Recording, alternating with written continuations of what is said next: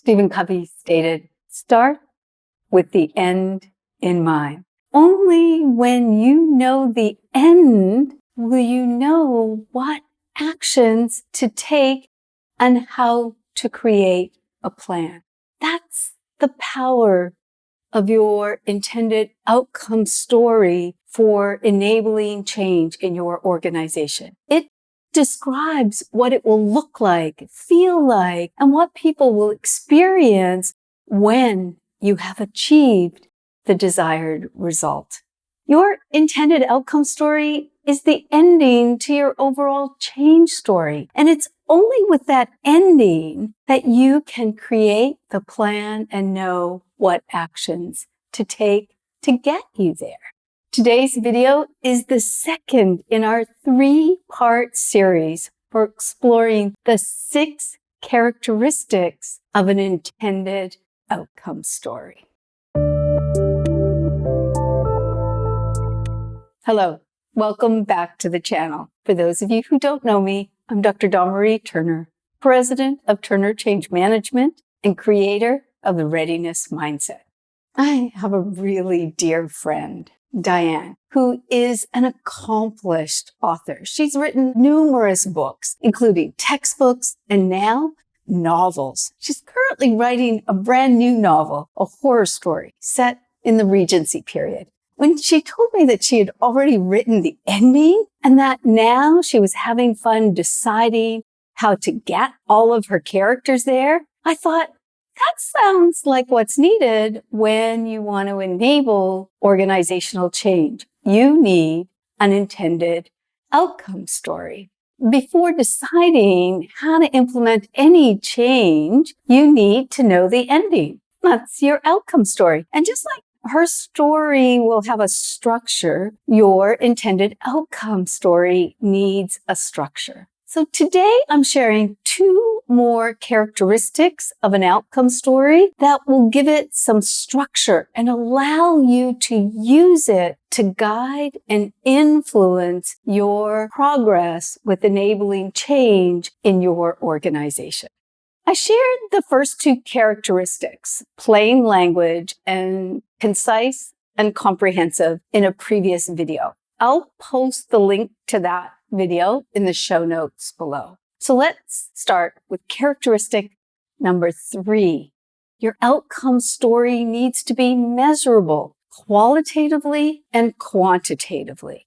It's essential that you are able to assess progress toward living your story. And when assessing progress, it's not just about measuring those quantitative elements like the number of people trained or the number of new customers. You also need to assess the qualitative and intangible elements of your progress. Remember, almost 80% of your success with organizational change will come from the intangible elements within your team, your organization, and the individuals. That's why it's so important to assess progress toward both the quantitative aspects of the change, but also those qualitative aspects. There's a natural tendency for us to focus on the quantitative elements, such as number of sales or growth targets or the number of people trained or the number of customers. Because they're easy to identify, they're also easy to measure. Have you ever heard of the McNamara fallacy? Robert McNamara was Secretary of Defense in the 1960s, and he identified that we tend to measure the quantitative because it's easy. And as a result, we disregard what can't be easily measured. And then we deem it as unimportant, or worse, that it doesn't even exist. But your outcome story is just that. It's a story, and the value of the story is to connect the emotional and logical parts of our brain. In other words, connect the heart with our mind of ourselves and the people who will live this story. It's how people feel and those intangible elements that give you insight into what the numbers mean and a real picture of your progress. For example, Although it's important to measure and track, say, the number of people who've been trained on a new system or technology, it's your employees' confidence, comfort, and the new habits that are developed when applying that training that gives you a truer picture and truer measure of your ability to achieve the outcome and sustain those desired new activities. I recall a sales manager who had his entire team trained on a new relational sales approach. He was really pleased that he was able to get his entire team trained. At the same time, he was frustrated and a little confused because there didn't seem to be any change in the team's behavior, and they were defaulting to the old quote system of sales. When I asked him about his team's level of comfort and confidence in their ability to engage in the new behaviors required for the relational sales approach, he didn't really know the answer to that. Conversations with the team, however, revealed that although they understood the skills and they had learned the skills, their confidence and comfort in engaging those new skills, those new conversations and activities was low. And so often they defaulted to what they were comfortable with and they felt really competent with, which were the activities of the old sales system. So with that, we could spend a little bit more time and energy and develop some strategies to help them build their confidence and their comfort. So in those sales calls, that relational approach became much more natural and normal for them.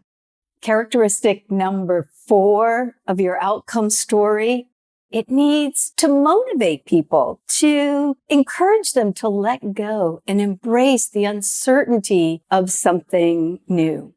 We, all human beings, are hardwired to stay in our comfort zone. We strive for consistency and predictability. We want and look to stay with what we know, even when it's not working, unless the new state offers some benefit, will meet a need, or ultimately provide us with something that we can't get in the current state. Your intended outcome story helps people let go and see the possibility of a different future, but only if it's motivating. Sometimes when I introduce the need for the outcome story to motivate people, leaders will ask, how do I spin a negative change into a positive?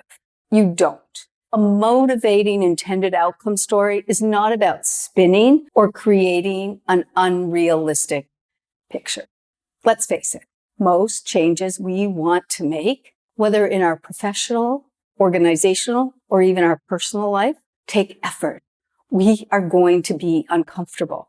A motivating intended outcome story means creating a story with people that connects people. It should reflect values and a state they want to be part of despite the hard work. Remember, characteristic number 1 is concrete and plain language. We often host intended outcome retreats for our clients. This is a one-day retreat away from the day-to-day where they can develop their intended outcome. The people involved are the people that are leading and enabling and will live the change that is expected.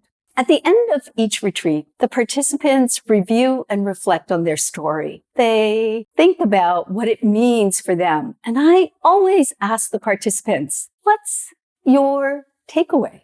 Some talk about the process and how they didn't think they would get to where we did at the end of the day. But the most powerful takeaways for me are always the ones where I hear the participants express their desire to be part of the story that they have created. As one participant stated, I came into this retreat skeptical, not really expecting much. I'm leaving excited, and I can't wait to make this story our reality. That's a motivating story. No spin, realistic, with a characteristic that I'll explore with you in the next video. Meaning, if you're about to set goals for an organizational change initiative or for a change that you want to make in your own life, take a minute to reflect and ask instead, what is my story? What does it look and feel like when I have adopted those changes that I want to make? Next week, I'll share the last two characteristics of an intended outcome story, meaning and painting a picture. I hope you found this video helpful. I'll see you again soon. Bye for now.